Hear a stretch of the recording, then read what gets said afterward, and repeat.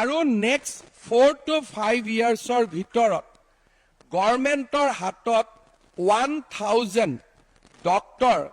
প্ৰতি বছৰে নিযুক্তি কৰিব পৰা ক্ষমতাত আমি আহি উপস্থিত হ'ম and that numbers will keep on growing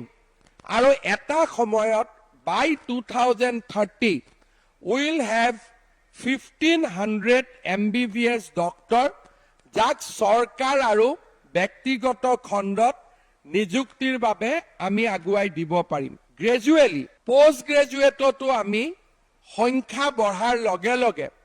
post graduate ডক্টৰৰো অভাৱ by 2030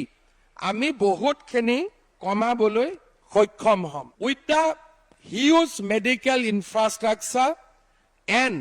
medical education facility by 2035 Assam will be a state with immense medical professionals